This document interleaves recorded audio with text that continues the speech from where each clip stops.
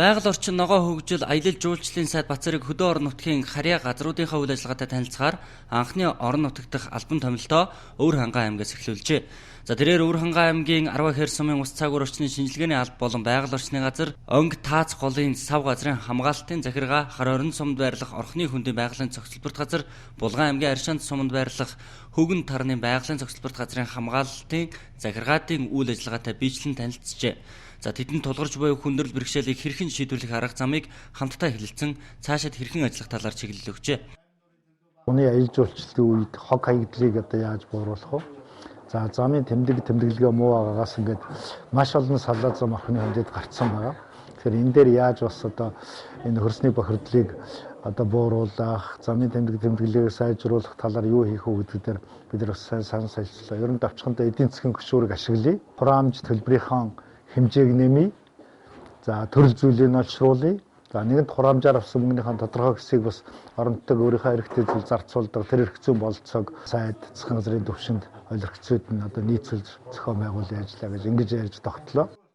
10 хэр сумын хувьд сүүлийн жилүүдэд тулгамдж буй асуудлын нэг нь агаарын бохирдол хог хаягдал болоод байгаа. За тиймээс аймаг сумдын засаг дарга иргэдийн төлөөлөгчдийн хуралдаа агаарын бохирдлыг бууруулах ажилд тодорхой хэмжээний хөрөнгө тусгуулах, хогийг бизнес гэдэг нүдээр нь харж ангилан ялгаж хоёр дахь түүхийд боловсруулах үйлдвэр байгуулах талаар төсөл хөтөлбөр боловсруулбал гадаадын хөрөнгө оруулагчтай холбож өгөх боломж бий гэж Бацэрэг сайд хэлжээ. Манай аймагт тулгамдж байгаа их олон асуудлууд бий. За энэ асуудлуудаа бас бид нар сайдад нэлээ нарийн тайлбарлаж ярьж хөрлөө. Хуулийн хүрээнд бол одоо зохицуулахад бас хүндрэлтэй байдлыг орон нутагт бий болгож байгаа ийм асуудлууд бас их байна. За энийг бол бас бид нар орон нутагтаа шийдвэрлэхийн бол бид нар хэмжээнийх асуудлыг шийдвэрлээ явж байгаа. За боломжгүй ийм асуудлууд ч гэсэн улсын хэмжээнд анхаарал татж байгаа. Улсын хэмжээнд шийдвэрлэхээр эрх зүйн акт нь бол бас өөрчлөхөөр ийм зүйлүүд ч гэсэн байгаа. Багын бүрэлдэхүүнтэйг одоо бидний асуудалд бол тодорхой хариултуудыг өгсөө. Мөн одоо бэрхшээлтэй ажлуудыг бол өөрийн яамны зүгээс хийх шийдвэрлэх ажлуудыг бол тодорхой асуудлаар бол одоо чиглэлөө. Энэ бүхнээс одоо бид бүхний эх хонд 16 хонд ялангуяа бидний одоо хийж бүтээх ажил улсын төсөв харахгүйгээр зохион байгуулж болох ажлуудын олон санаачлагуудыг бид нэр одоо зөвлөмж болгож одоо өгч байгаад баяртай байна.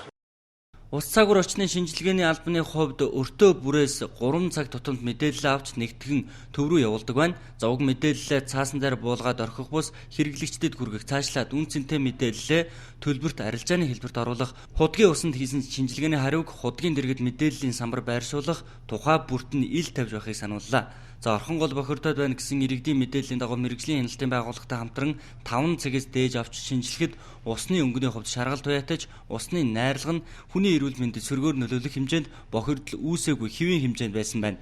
За уг шинжилгээний хариуг холбогдох газарт нь хүргүүлээд байгаа юм байна.